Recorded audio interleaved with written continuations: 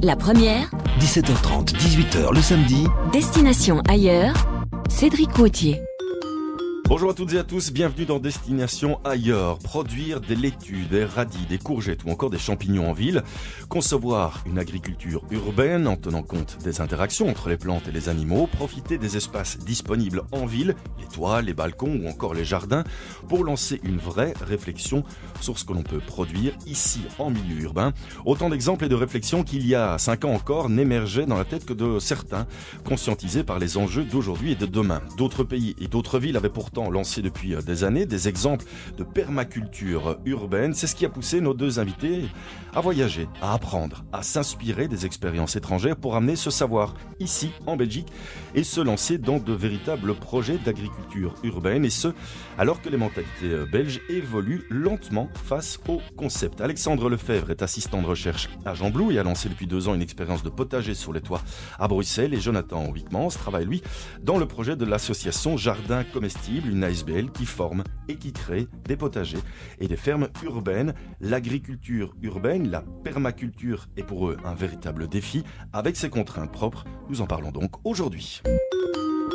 Destination ailleurs sur la première.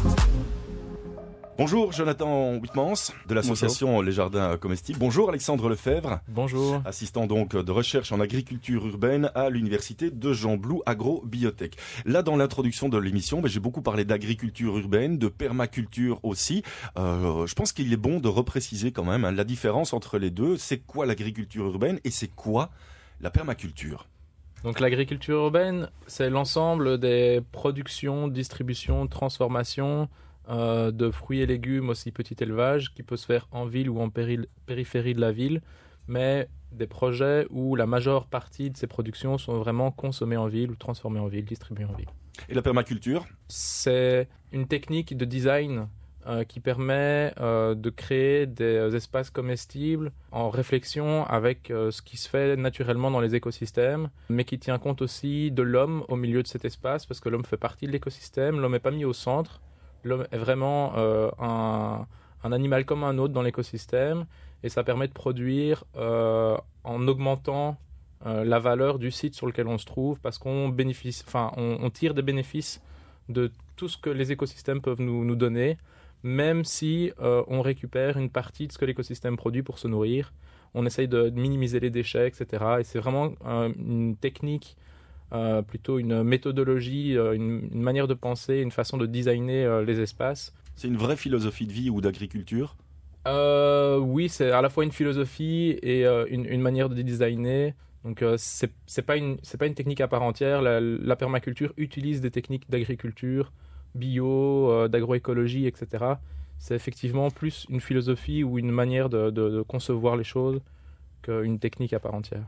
Jonathan Wickmans, est-ce qu'on peut dire que la permaculture, entre autres, est adaptée à nos villes ? On en entend de plus en plus parler. Il y a des exemples, le vôtre par exemple, avec l'association Jardin Comestible. Mais voilà, c'est un peu dans l'air du temps. Est-ce que c'est réellement adapté à nos villes ? Mais bien sûr, comme Alexandre l'expliquait juste là tout de suite, la permaculture, c'est vraiment à la fois un mouvement, à la fois un petit peu une philosophie, mais c'est vraiment très pluridisciplinaire en fait. Et l'idée, c'est d'englober au maximum et de considérer un système dans sa totalité. Donc c'est vraiment une approche systémique. Donc dans le cadre d'une ville, c'est évidemment très adapté, parce qu'on a tellement d'acteurs, de caractéristiques différentes qu'on doit mettre ensemble. Et on doit apprendre en fait à composer avec. Donc dans le cadre de l'agriculture urbaine permaculturelle, c'est très intéressant parce qu'on peut justement prendre en compte tous ces facteurs-là, essayer de voir comment est-ce qu'on peut les faire travailler ensemble pour une meilleure agriculture, pour un cadre de vie plus agréable. Alors cette permaculture, cette agriculture urbaine, cette notion d'amener l'agriculture dans la ville, on en parle un petit peu en Belgique, on en parle un petit peu dans les villes. Il y a des programmes, entre autres en région bruxelloise, où d'ici 2035, on va essayer de produire 30% des fruits et légumes dont on a besoin ici même en ville. Vous vous êtes rendu compte il y a quelques années qu'on était en retard en Belgique. Il a donc fallu voyager, aller voir ce qui se passait ailleurs. Mais disons que c'est vrai que traditionnellement, la Belgique n'a pas été spécialement une terre vraiment d'innovation à ce niveau-là, mais on est en train vraiment de rattraper notre retard depuis quelques années. Quels étaient les exemples les plus frappants? Qu'est-ce qui vous a marqué dans tous vos voyages? Mais moi, j'ai pas mal voyagé à la base au Canada, principalement à Montréal, où là, qui était vraiment une des villes en fait qui a vraiment fait les premiers pas d'agriculture urbaine et qui a essayé de professionnaliser aussi un peu cette discipline-là. Entre autres avec Éric Duchemin de l'université de l'UQAM qui a pas mal travaillé sur ces questions-là. Et après, c'est aussi aller voir ailleurs, aller voir en Asie, pour aller voir en fait des expériences qui ne sont pas du tout des expériences urbaines. Dans ces pays-là, l'agriculture urbaine est très peu développée, mais néanmoins s'inspirer d'expériences rurales qui sont en fait très permaculturelles ou agroécologiques, mais c'est de voir comment est-ce qu'on peut utiliser certaines de ces données-là dans nos villes. Et puis créer, au retour de vos voyages, cette association Les Jardins Comestibles dont on va parler dans quelques instants. Alexandre Lefebvre, je rappelle, vous êtes assistant de recherche en agriculture urbaine à l'université de Gembloux. Est-ce qu'aujourd'hui, les villes sont réellement adaptées? Parce que c'est vrai que quand on prend une photographie, par exemple, d'une ville, Bruxelles, Namur, Charleroi, il y a toute une série de toits, d'espaces qui pourraient être disponibles, de balcons, de jardins, dans lesquels on pourrait intégrer finalement une agriculture, à condition évidemment d'avoir l'agriculteur. Est-ce qu'aujourd'hui, les villes sont réellement adaptées à une agriculture urbaine ou bien c'est un leurre? Alors, il y a quelque chose qui est important à dire, c'est par rapport à la définition que j'ai dit tout à l'heure, que l'agriculture urbaine, c'est tous les systèmes de production et de transformation, de distribution vraiment en circuit court autour de la ville qui permettent de rendre les villes plus résilientes. C'est des choses qui, en fait, sont pas nouvelles. On dit que la Belgique est en retard ou qu'à Montréal, ils sont un peu en avance, mais là, c'est quand on regarde une fourchette de temps très courte. En fait, l'agriculture en ville, ça existe depuis l'existence de l'agriculture. Dans les châteaux et cultivés à l'intérieur et autour des châteaux pour faire face à toute une série d'événements. Et dans les pays en voie de développement, ils n'ont jamais abandonné l'agriculture en périphérie et dans les villes. Donc moi, j'ai pas mal d'expérience au Sénégal, au Maroc, etc., où on voit qu'ils arrivent à subvenir, en tout cas pour les fruits et légumes, à une part vraiment très très importante grâce à l'agriculture urbaine. Donc ça, c'est dans le temps et dans l'espace. Donc dans l'espace, évidemment, c'est plutôt les villes occidentales qui, là, ont profité du fait que les transports coûtaient vraiment pas cher pour supprimer l'agriculture dans la ville, se consacrer au logement, au bureau, etc., et importer toute leur nourriture. Mais maintenant, on s'aperçoit, et les politiques s'en rendent compte aussi, une ville comme Paris, pendant 2 ou 3 jours, il n'y a plus d'essence, il n'y a plus rien à manger. Donc c'est ce genre de constat-là qui incite les villes à changer leur vision, leur stratégie par rapport à l'alimentation. Vous avez senti un réel changement politique, une réelle vision d'avenir par rapport à cette agriculture urbaine? Oui, nous, on accompagne plusieurs communes, plusieurs villes pour développer des stratégies alimentation durable et ils font appel à nous surtout pour notre expertise agriculture urbaine. Il y a tellement un changement de mentalité dans les visions politiques des différentes villes et communes qui nous entourent que la demande explose au point que là, on a créé, il y a très récemment, là, il y a quelques mois, une entreprise qui sera consacrée 100% à ça, donc accompagner des projets pour intégrer l'agriculture en ville à l'échelle d'un bâtiment jusqu'à l'échelle d'une ville tout entière. Et on a autant de demandes d'architectes qui veulent mettre un peu d'agriculture dans un bâtiment que de gros promoteurs qui veulent mettre l'agriculture au sein d'un quartier ou que de villes qui veulent vraiment repenser leur manière d'approvisionner leurs cantines scolaires, de permettre à leurs habitants d'avoir à la fois des espaces de jeu mais aussi des espaces de production, etc. Vous aviez lancé il y a quelque temps un projet pilote sur les toits de Bruxelles, Oui. plus d'une centaine de bacs qui étaient consacrés justement à cette agriculture urbaine. C'est un projet pilote, donc il faut voir ce qui fonctionne et ce qui fonctionne moins. Aujourd'hui, est-ce qu'on peut faire un premier bilan? Alors, ce qui est super, c'est que dans beaucoup de villes, même à Paris, on se rend compte qu'en fait, on a l'impression que Paris, c'est que des toits pentus, mais en fait, il y a aussi des toits plats. Et il y a vraiment un potentiel d'utiliser ces toits qui sont pour le moment peu exploités. C'est Derbigum qui a lancé l'idée de la 5e façade, où en fait, on peut faire plein de choses, des terrasses, des panneaux solaires, tout un tas de choses. Et il y a encore énormément de place. À Bruxelles, il y a une estimation qui a été faite de 600 hectares disponibles pour mettre des potagers sur les toits. Pourquoi on a lancé cette expérience pilote et est-ce que ça marche? Oui, ça marche. Et on l'a lancé parce qu'on s'est rendu compte que peut-être que le retard qu'on avait ici, c'est qu'on n'a pas vraiment développé les outils nécessaires pour conquérir la ville à tous les endroits. Typiquement, les toits ont un problème de portance souvent. D'accessibilité aussi. Et d'accessibilité. Du coup, les outils qu'on a à notre disposition pour le moment sont soit très chers, soit mal adaptés parce que trop lourds. Et donc on a essayé de trouver un compromis entre quelque chose de léger et quelque chose de pas trop cher, d'accessible, qui permet de réutiliser les déchets de la ville, etc. Et c'est quoi ce compromis ? Et le compromis, c'est d'utiliser des bacs potagers qui ont une dimension suffisamment grande pour accueillir tout type de légumes, mais qui sont suffisamment petits que pour pouvoir être espacés afin de mettre exactement la quantité de poids que le toit peut permettre. C'est-à-dire que nos bacs font moins de 180 kg quand ils sont vraiment remplis d'eau et de légumes. Et la majeure partie du temps, la majeure partie de l'année, ils font moins de 100 kg sur un demi-mètre carré. Et ça permet de produire des légumes assez importants, comme des tomates, des courgettes. Tout ça, on a réussi à produire. Au début, on a d'abord fait des tests sur des petits légumes. Et puis, depuis l'année passée, on a 150 bacs qui sont en test à Bruxelles, Gembloux et Mons. Et on a testé même des plantes de houblon qui montent jusqu'à 9 mètres de haut. Tout ça fonctionne très bien. Quand je vous entends, je me dis qu'au-delà des contraintes, il faut aussi une volonté finalement des propriétaires et que le propriétaire peut se dire oui, moi ça m'intéresse. Et puis il y a toutes les contraintes, il y a toutes les démarches. Donc c'est quand même une démarche ou un mouvement qui est lourd pour le propriétaire, non ? Au final, c'est pas si lourd que ça parce que on a réussi en moins d'un an à installer les 150 bacs que je vous ai dit pilotes. Et on a réussi à le faire à la fois pour une grande chaîne d'hôtels, à la fois pour une grande entreprise publique, une petite entreprise privée et pour un bâtiment de logement et aussi pour une école.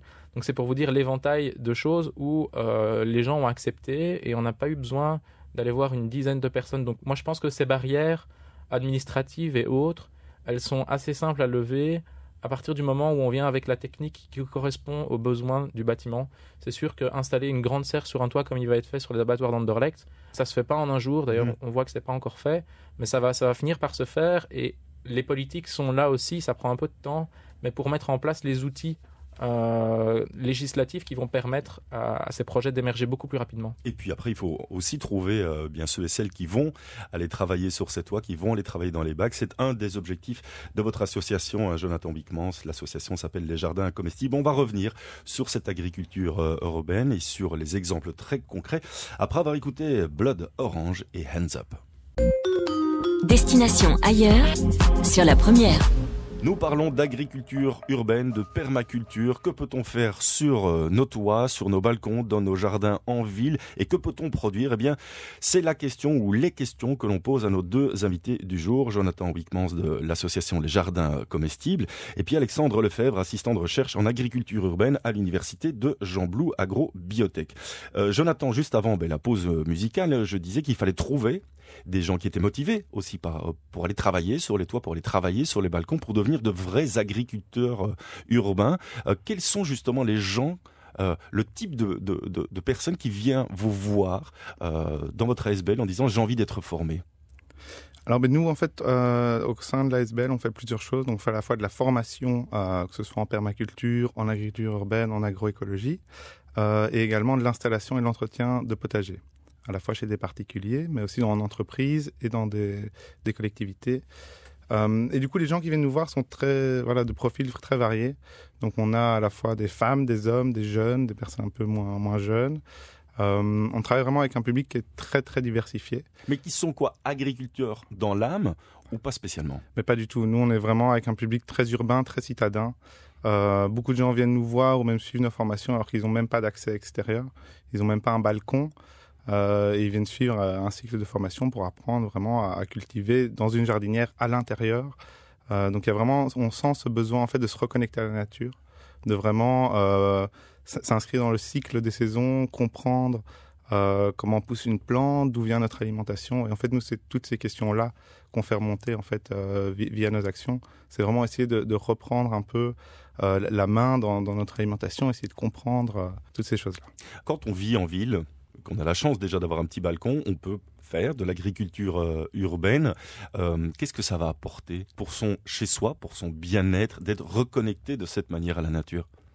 Alors, ce qui est clair, c'est que quand on cultive comme ça en ville, malheureusement, la production n'est pas très grande, donc ça ne va pas être une autonomie alimentaire. Mais en tout cas, ça va être des produits de meilleure qualité, mais ça va surtout être peut-être un moment pour soi aussi, un moment où on se repose un peu, on se calme, on fait des choses qu'on aime bien.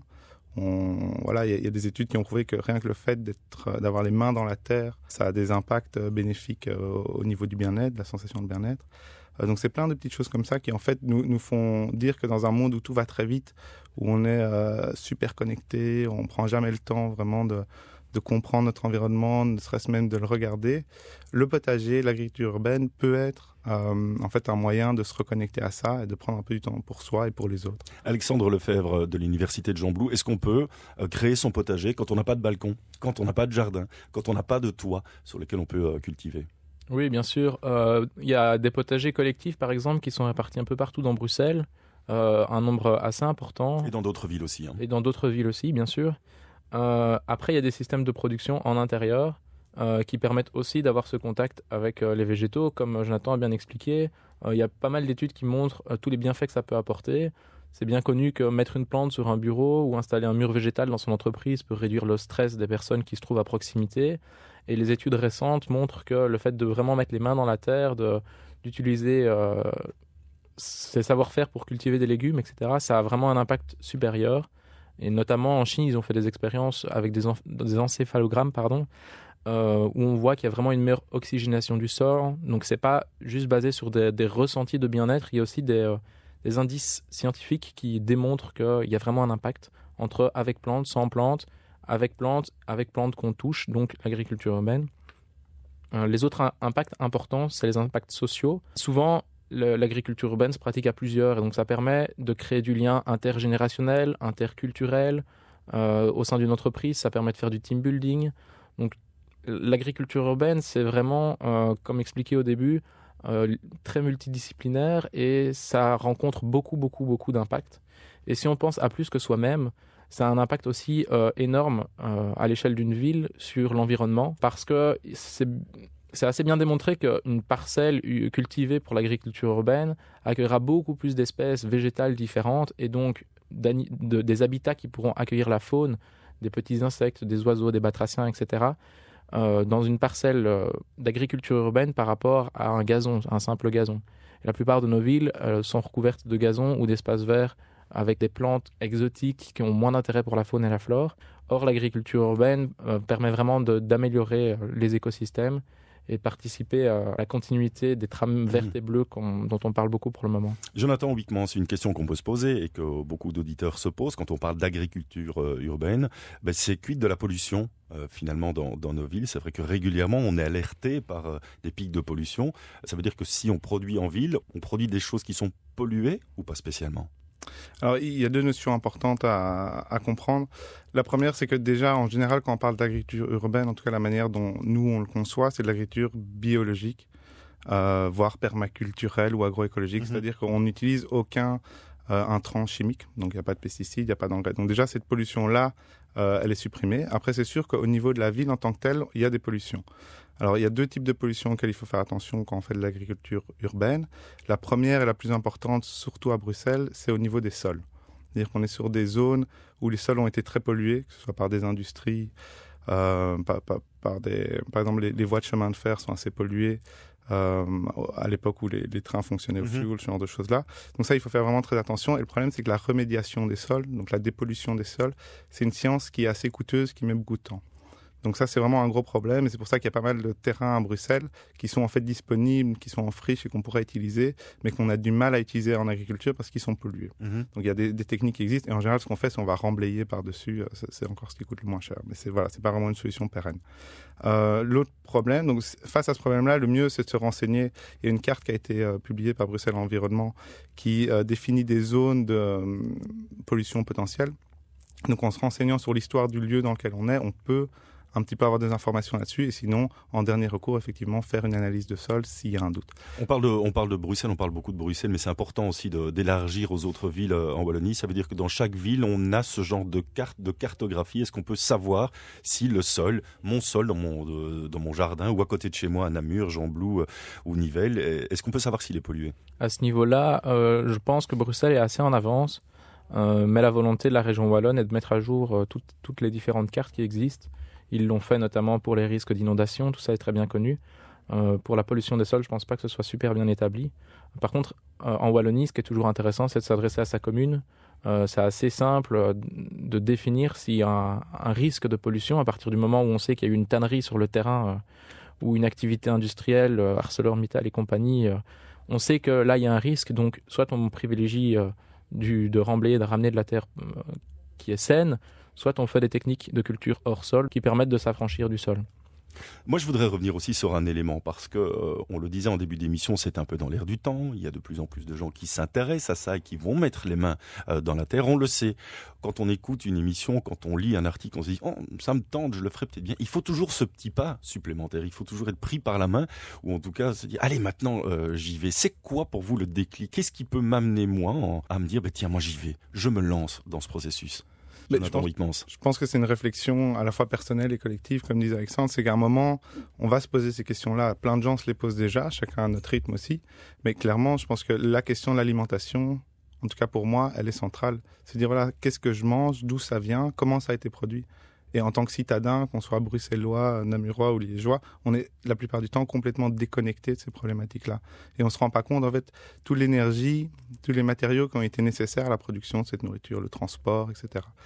Le fait de pouvoir se reconnecter à ça, c'est vraiment boucler la boucle et essayer de comprendre ça. Donc moi, en tout cas, dans mon cas et dans le cas de beaucoup de gens que j'observe autour de moi, c'est vraiment ce questionnement par rapport à l'alimentation. C'est-à-dire d'où ça vient, comment c'est produit.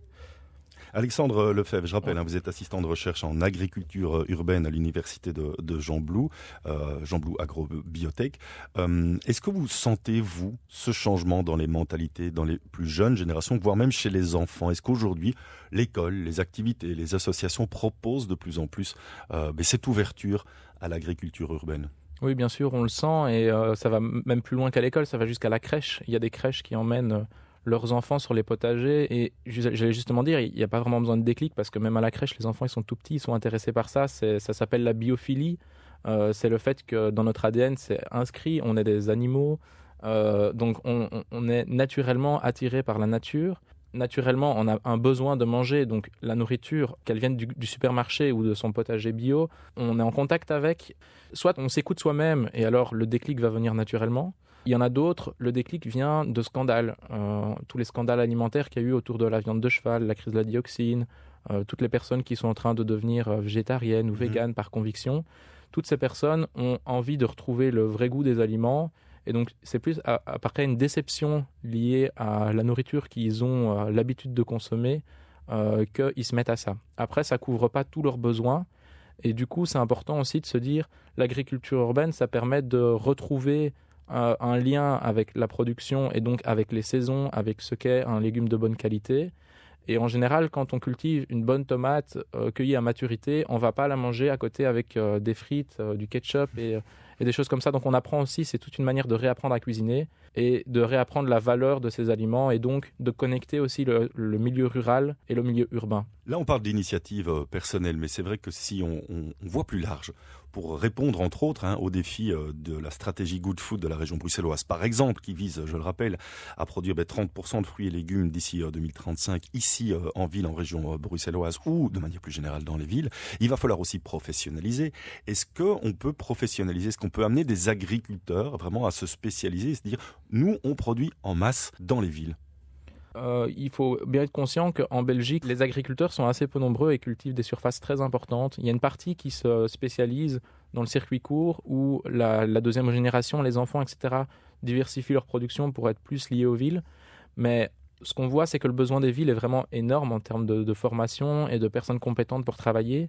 Et ce qui se passe, c'est qu'on trouve beaucoup de ce qu'on appelle des nimaculteurs, donc des personnes qui ne sont pas issues du monde agricole, ou on appelle ça aussi des néo-paysans, donc des nouveaux paysans.